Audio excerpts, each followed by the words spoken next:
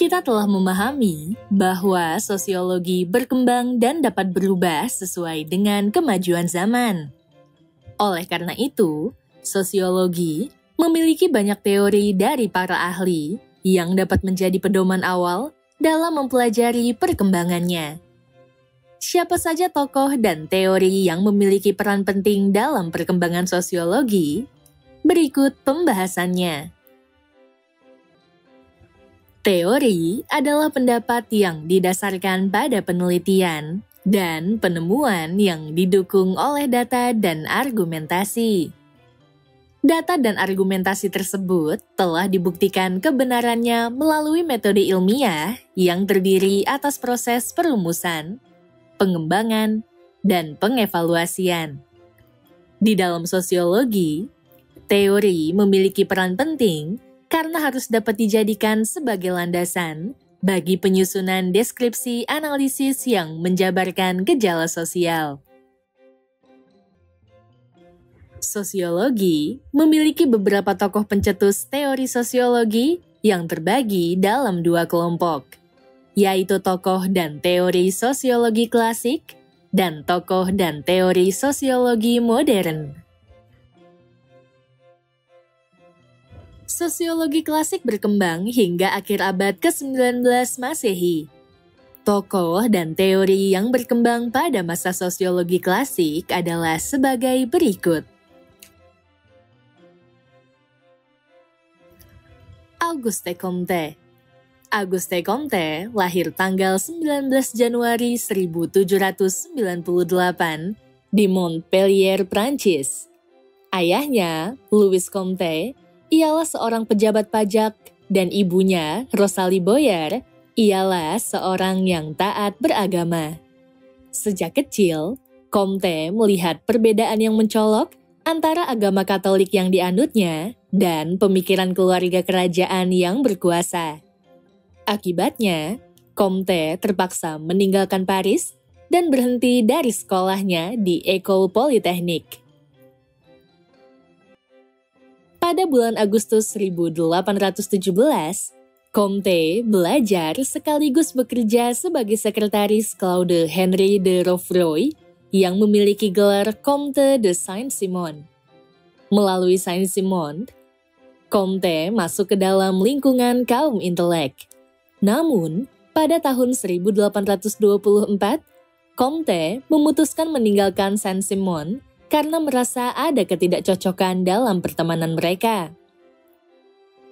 Sejak saat itu, Comte mulai melakukan penelitian mengenai filosofi positivisme.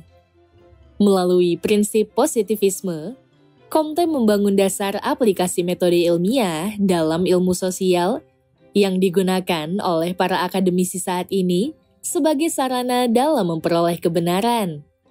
Comte juga merupakan tokoh pertama yang mencetuskan istilah sosiologi sehingga mendapatkan julukan sebagai Bapak Sosiologi Dunia. Dalam bukunya yang berjudul The Course in Positive Philosophy, Comte memperkenalkan 3 tahap intelektual yang harus dilewati dalam sejarah dunia. Tahapan intelektual yang juga disebut sebagai hukum 3 tahap tersebut merupakan usaha Comte untuk menjelaskan kemajuan evolusioner umat manusia dari masa primitif hingga abad ke-19 negara Prancis yang sudah cukup maju. Hukum 3 tahap tersebut adalah sebagai berikut. Tahap teologis. Tahap teologis berlangsung sebelum tahun 1300-an dan merupakan periode yang paling lama dalam sejarah manusia. Gagasan utamanya menekankan pada keyakinan bahwa setiap kejadian atau fenomena disebabkan oleh kekuatan gaib atau Tuhan. Tahap teologis terbagi menjadi 3 fase, yaitu fetisisme atau roh, politeisme atau dewa-dewi, dan monoteisme atau satu Tuhan. Contohnya, bencana alam terjadi karena para dewa atau Tuhan sedang marah pada umatnya. Tahap metafisik. Tahap metafisik berlangsung sekitar tahun 1200 hingga 1800, dan merupakan transaksi dari tahap teologis menuju tahap positivistik. Pada tahap ini, manusia percaya bahwa berbagai kejadian disebabkan oleh kekuatan yang tidak dapat dipastikan. Manusia masih mempercayai kekuatan dewa atau Tuhan, serta makhluk-makhluk yang lebih abstrak. Tahap metafisik ditandai dengan kepercayaan akan kekuatan abstrak, seperti alam yang diyakini dapat menjelaskan segalanya. Contohnya, penyakit yang diderita seseorang bukan hanya disebabkan oleh kesalahan yang pernah dilakukannya, melainkan juga disebabkan oleh adanya kuman yang masuk ke dalam tubuhnya. Tahap positivistik. Tahap positivistik berlangsung sejak tahun 1800 dan ditandai oleh kepercayaan akan adanya data empiris sebagai sumber segala pengetahuan dan berkembangnya ilmu pengetahuan atau sains. Pada tahap positivistik, manusia mulai memusatkan perhatiannya pada pengamatan alam fisik dan dunia sosial untuk mengetahui hukum-hukum yang mengaturnya. Contohnya, penyakit yang diderita seseorang disebabkan oleh kuman atau adanya proses yang tidak sempurna di dalam tubuh. Berdasarkan pemikiran tersebut, Auguste Comte lebih memusatkan perhatiannya pada faktor intelektual dan percaya bahwa kekacauan intelektual akan menyebabkan kekacauan sosial. Karl Marx. Karl Marx adalah seorang ahli filsafat yang lahir pada tahun 1818 di Trier, Jerman. Dalam bukunya Kelas Teori, Marx mengatakan bahwa kelas merupakan penggerak perubahan sosial dan hubungan sosial sesuai dengan peran tiap-tiap kelas terhadap sarana produksi. Marx juga percaya bahwa pertumbuhan dan perubahan masyarakat merupakan hasil dari perjuangan kelas sosial yang berbeda. Marx mengembangkan teorinya bertepatan dengan terjadinya Revolusi Perancis dan bangkitnya kapitalisme yang menimbulkan kesenjangan besar antara kekayaan yang dimiliki pemilik pabrik dan para pekerja. Kapitalisme adalah sistem dan paham ekonomi yang modal dan kegiatan industrinya bersumber pada modal pribadi atau modal perusahaan swasta dengan ciri persaingan bebas dalam pemasarannya. Marx meramalkan bahwa ketidaksetaraan pada sistem kapitalisme akan menjadi ekstrim sehingga para pekerja pada akhirnya akan memberontak. Pemberontakan kelas pekerja akan menyebabkan runtuhnya kapitalisme yang kemudian akan digantikan oleh komunisme. Komunisme adalah sistem ekonomi yang menghilangkan kepemilikan pribadi sehingga semua harus dimiliki secara komunal dan didistribusikan berdasarkan dengan kebutuhannya. Marx percaya bahwa komunisme adalah sistem yang lebih adil daripada kapitalisme. Beberapa teori yang dikemukakan oleh Karl Marx adalah sebagai berikut. Teori kelas. Kelas merupakan sekelompok orang yang memiliki fungsi dan tujuan yang sama dalam organisasi produksi. Oleh karena itu, Marx membedakan masyarakat berdasarkan perannya dalam sarana produksi, seperti teknologi dan pembagian kerjanya. Tiap-tiap sarana produksi lahir dari sistem kelas yang berbeda. Suatu kelas akan mengontrol sistem produksi yang disebut sebagai kelas pemilik modal. Sementara itu, kelas produsen langsung dan penyedia layanan untuk kelas pemilik modal disebut sebagai kelas buruh. Menurut Marx, kelas masyarakat terbagi menjadi dua kelompok, yaitu kelas pemilik modal atau bourgeois serta kelas pekerja dan buruh atau proletar. Adanya kelas sosial dalam sistem produksi menyebabkan terjadinya penindasan antara kelas pemilik modal yang lebih berkuasa dan kelas buruh yang kedudukannya lebih rendah. Faktor ekonomi inilah yang akhirnya mengatur hubungan sosial dalam masyarakat kapitalisme. Teori alienasi atau keterasingan. Alienasi adalah keadaan ketika buruh merasakan keadaan yang terasing dari kehidupannya. Alienasi terjadi akibat modal yang terkumpul hanya dapat dinikmati para pemilik modal, sedangkan para buruh semakin miskin karena dieksploitasi oleh pemilik modal. Pemilik modal menimbun harta yang nilai lebih barangnya diciptakan oleh para buruh. Buruh tidak memiliki kekuasaan untuk menjual barang yang dihasilkannya. Sedangkan pemilik modal memiliki hak untuk menjual barang dan mendapatkan nilai lebih barang.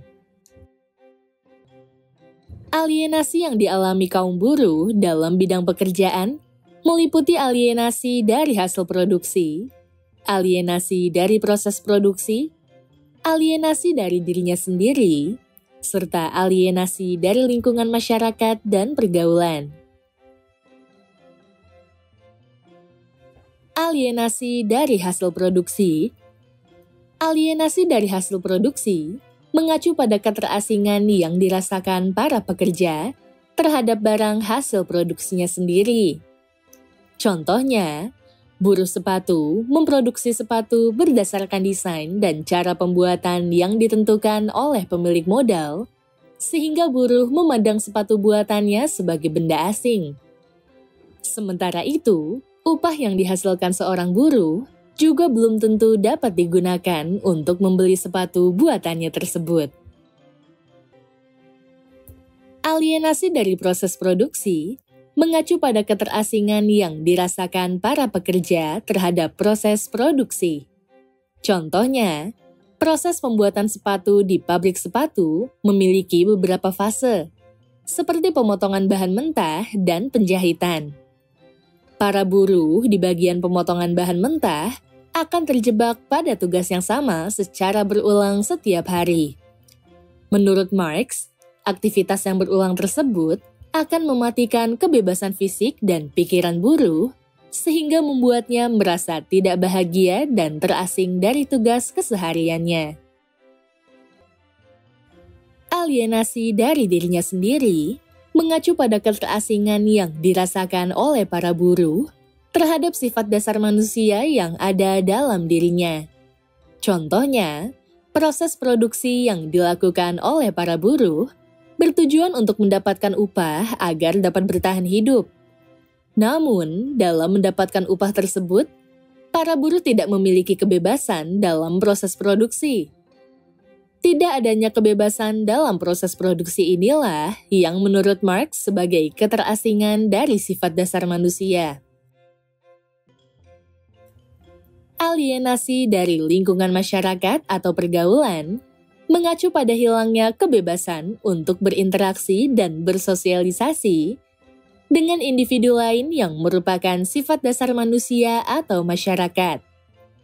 Hilangnya kebebasan dari diri sendiri karena tidak memiliki kebebasan dalam proses produksi juga akan menimbulkan keterasingan dari lingkungan masyarakat atau pergaulan masyarakat. Buruh yang telah kehilangan sifat dasarnya hanya akan memandang buruh lain sebagai orang asing daripada sebagai sesama makhluk sosial. Max Weber. Max Weber lahir pada tahun 1864 di Erfurt, Jerman. Dalam artikelnya yang berjudul Social Action Theory, Weber mengembangkan pemikiran tentang tindakan sosial. Menurutnya, sosiologi adalah ilmu yang berusaha memahami tindakan-tindakan sosial dengan menguraikan dan menerangkan sebab dari tindakan tersebut. Tindakan-tindakan sosial tersebut merupakan tindakan rasional instrumental, tindakan rasional berorientasi nilai, tindakan tradisional, dan tindakan afektif. Tindakan rasional instrumental. Tindakan rasional instrumental merupakan tindakan sosial yang dilakukan seseorang berdasarkan pertimbangan dan pilihan sadarnya. Tindakan tersebut dilakukan untuk mencapai tujuan dengan menggunakan alat-alat yang tersedia. Contohnya, seorang siswa sering terlambat datang ke sekolah karena menggunakan alat transportasi umum yang tidak bisa diandalkan ketepatan waktunya. Agar dapat datang tepat waktu, akhirnya siswa tersebut memutuskan berangkat ke sekolah menggunakan sepeda. Tindakan rasional berorientasi nilai. Tindakan rasional berorientasi nilai merupakan tindakan sosial yang berdasarkan pertimbangan nilai. Artinya, individu yang bertindak mengutamakan apa yang dianggap baik, lumrah, wajar, atau benar dalam masyarakat berdasarkan etika maupun agama di atas tujuan individual. Contohnya, dalam etika sosial maupun agama, seseorang yang lebih muda dianjurkan untuk mengutamakan dan menolong orang yang lebih tua. Tindakan tradisional. Tindakan tradisional merupakan tindakan yang memperlihatkan perilaku tertentu akibat kebiasaan yang diperoleh secara turun-menurun dari nenek moyang tanpa adanya refleksi yang sadar atau perencanaan. Contohnya, tradisi mudik ke kampung halaman saat Hari Raya Idul Fitri. Tindakan afektif.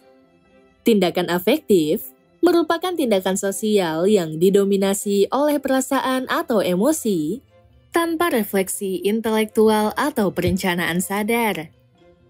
Tindakan afektif umumnya bersifat spontan dan merupakan ekspresi emosional seorang individu. Contohnya, rasa sayang yang ditunjukkan pada orang tua kepada anak-anaknya. Selain teori tindakan sosial, Max Weber juga menyampaikan teori tentang kelas, status, kekuasaan, dan rasional atau Verstehen. Verstehen merupakan upaya untuk memahami makna subjektif suatu tindakan dengan cara menempatkan diri dalam suatu peran. Emil Durkheim. Emil Durkheim lahir pada tanggal 15 April 1858 di Epinal, Prancis. Selama hidupnya, pokok perhatian Durkheim adalah masalah-masalah dasar tentang moralitas dan usaha meningkatkan moralitas masyarakat. Perhatian Durkheim mengenai solidaritas dan integrasi muncul bersamaan dengan masa peralihan sistem pendidikan di Prancis, terutama ketika sistem pendidikan Katolik diganti dengan sistem pendidikan sekuler. Dalam bukunya yang berjudul The Rules of Sociological Method, Durkheim mengungkapkan bahwa fakta sosial merupakan suatu benda. Artinya, fakta sosial adalah real secara objek. Salah satu prinsip metodologi dasar yang ditekankan oleh Durkheim adalah bahwa fakta sosial harus dijelaskan hubungannya dengan fakta sosial lain. Contohnya, fakta sosial berupa bahasa berkaitan dengan faktor sosial lainnya seperti kebudayaan dan pola interaksi masyarakat di suatu daerah. Fakta sosial memiliki 3 karakteristik berdasarkan pada sifatnya, yaitu bersifat eksternal terhadap individu, bersifat fakta yang memaksa individu, serta bersifat fakta yang umum. Fakta sosial bersifat eksternal terhadap individu, contohnya bahasa. Bahasa merupakan sesuatu yang tidak dibawa sejak lahir, sehingga diperlukan proses untuk dapat menginternalisasikan bahasa tersebut ke dalam diri seseorang. Faktor sosial bersifat fakta yang memaksa individu dan tidak selalu bersifat negatif. Contohnya, Bahasa yang dipelajari seseorang merupakan paksaan tanpa sadar agar dapat berkomunikasi. Fakta sosial bersifat fakta yang umum atau tersebar secara meluas dalam satu masyarakat. Artinya, fakta tersebut merupakan milik bersama dan bukan bersifat perorangan. Contohnya, setiap masyarakat atau bangsa akan memiliki bahasa yang digunakan sebagai alat komunikasi dalam kehidupan sehari-hari. Dalam bukunya yang berjudul The Division of Labor in Society, Durkheim juga membahas tentang pembagian kerja yang spesifik dan kondisi solidaritas masyarakat. Menurutnya, solidaritas terbagi menjadi dua tipe, yaitu solidaritas mekanik yang erat kaitannya dengan masyarakat tradisional dan solidaritas organik yang erat kaitannya dengan masyarakat modern. Solidaritas mekanik mengikat masyarakat dengan kesadaran kolektif atau perasaan bersama yang dianggap umum dalam masyarakat dan belum memiliki pembagian kerja yang jelas. Solidaritas organik tidak mengikat masyarakat dengan kesadaran kolektif dan memiliki pembagian kerja yang jelas. Setiap anggota masyarakat memiliki bidang dan keahliannya masing-masing, sehingga tercipta hubungan saling membutuhkan berdasarkan kepentingan, bukan berdasarkan asas kebersamaan atau ikatan moral. Sosiologi modern berkembang sejak abad ke-20. Tokoh dan teori yang berkembang pada masa sosiologi modern adalah sebagai berikut. Charles Wright Mills. Charles Wright Mills adalah sosiolog asal Amerika yang lahir pada tanggal 28 Agustus 1916 di Waco, Texas. Semasa hidupnya, Mills bekerja sebagai profesor sosiologi di Universitas Columbia dari tahun 1945 hingga wafat pada tanggal 20 Maret 1962. Mills dikenal sebagai sosiolog dan kritikus paling berpengaruh di Amerika pada abad ke-20. Dalam bukunya yang berjudul The Sociological Imagination, Mills mengembangkan teori sosiologi modern dengan pokok pikiran imajinasi sosiologis.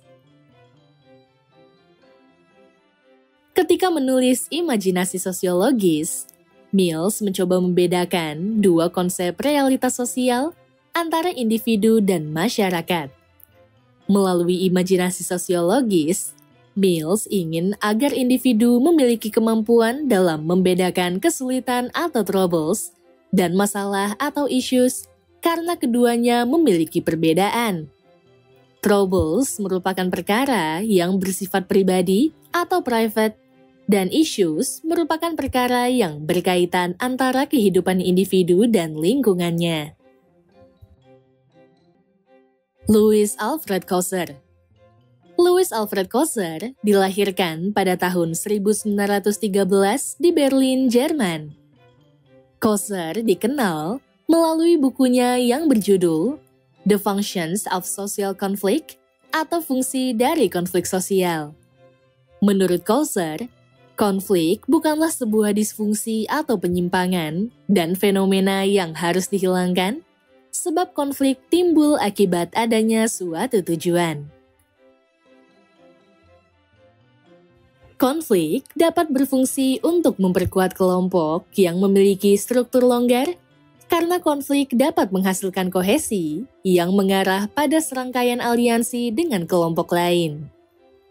Bagi Kosser, konflik dapat memiliki dua makna, yaitu positif dan negatif. Konflik bermakna positif karena golongan yang terlibat konflik dapat memperkuat identitas antar anggota kelompok, dan konflik bermakna negatif karena konflik dapat melemahkan hubungan masyarakat atau antar kelompok. Oleh karena itu, konflik dapat diarahkan dan diwadahi agar tersalurkan menjadi aktivitas yang produktif. Kosser juga berpendapat bahwa konflik dapat disebabkan oleh dua faktor, yaitu konflik realistis dan konflik unrealistis. Konflik realistis merupakan konflik yang muncul dari tuntutan untuk mendapatkan sesuatu, dan konflik unrealistis merupakan ekspresi permusuhan yang didorong oleh keinginan tidak rasional, ideologis, dan cenderung mengambing hitamkan kelompok lain. Klaus Dahrendorf. Klaus Gustav Dahrendorf merupakan seorang sosiolog, filsuf, ilmuwan politik, dan politikus liberal asal Jerman dan Inggris yang lahir pada tanggal 1 Mei 1929 dan wafat pada tanggal 17 Juni 2009. Buku Dahrendorf yang paling berpengaruh terbit pada tahun 1959 dan berjudul Class Conflict in Industrial Society atau konflik kelas dalam masyarakat industri. Buku tersebut membahas tentang konflik kelas dalam masyarakat pasca masa kapitalis. Menurut Dahrendorf, pendekatan terhadap masyarakat dapat dilakukan dalam dua cara, yaitu utopis dan rasionalis. Utopis adalah keseimbangan nilai dan soliditas. Sementara itu, rasionalis adalah pertikaian dan ketidaksepakatan. Walaupun keduanya merupakan perspektif sosial, namun pendekatan utopis lebih sering terlihat dalam masyarakat modern. Akan tetapi, adanya perebutan otoritas dalam masyarakat dapat menyebabkan terjadinya konflik. Teori kelas yang didefinisikan oleh Dahrendorf berbeda dengan teori kelas yang didefinisikan oleh Karl Marx. Dahrendorf mengistilahkan kelas berdasarkan tingkat otoritas dan bukan dari tingkat kekayaan seperti yang diistilahkan oleh Marx. Anthony Giddens. Anthony Giddens merupakan sosiolog yang lahir pada tahun 1938 di London, Inggris. Giddens terkenal dengan teori dan pandangannya mengenai masyarakat modern. Dalam bukunya yang berjudul Theory of Structuration atau Konstitusi Masyarakat, Ikhtisar Teori Strukturasi, Giddens mengembangkan analisis tentang perubahan struktur dan perubahan individu-individu yang diistilahkan sebagai agen dalam masyarakat. Menurutnya, perubahan sosial yang terjadi dalam masyarakat bukan hanya akibat perubahan struktur atau perubahan individu-individu. Perubahan sosial dapat terjadi akibat adanya kaitan antara perubahan struktur dan perubahan individu-individu. Misalnya, kesadaran dan perjuangan R.A. Kartini akan adanya kesenjangan yang dialaminya dan para wanita karena tidak dapat menempuh pendidikan, menjadikan dirinya sebagai tokoh emansipasi wanita, serta mengubah struktur masyarakat bahwa wanita juga dapat menempuh pendidikan, bukan hanya mengurus urusan rumah. Melalui teori strukturasi, Giddens mengkritik teori struktural fungsional yang menafsirkan masyarakat terdiri atas beberapa unsur dan memiliki fungsi masing-masing untuk menciptakan kestabilan seperti norma, adat, tradisi, dan institusi, serta mengkritik teori konstruktivisme yang bersifat relatif dan memandang kebenaran sebagai hasil konstruksi sosial atau bentukan masing-masing individu. Berdasarkan pembahasan tadi, dapat dipahami bahwa sosiologi terus berkembang dan berubah berdasarkan kemajuan zaman. Oleh karena itu, teori dari tokoh dalam sosiologi terbagi menjadi zaman klasik dan modern. Pada zaman sosiologi klasik, terdapat teori yang berasal dari para sosiolog Eropa, seperti Auguste Comte dengan filosofi positivisme, Karl Marx dengan teori kelas, Max Weber dengan teori tindakan sosial, dan Emile Durkheim dengan teori fakta sosial. Sementara itu, pada zaman sosiologi modern, terdapat beberapa teori yang dikemukakan oleh para tokoh sosiologi modern, seperti teori imajinasi sosial karya Charles Wright Mills, teori konflik dari Louis Althusser, teori konflik kelas dalam masyarakat industri oleh Ralph Dahrendorf, dan teori strukturasi dari Anthony Giddens. Para tokoh dari zaman klasik dan modern tersebut merupakan tokoh dan teori yang membawa dampak besar dalam perkembangan sosiologi.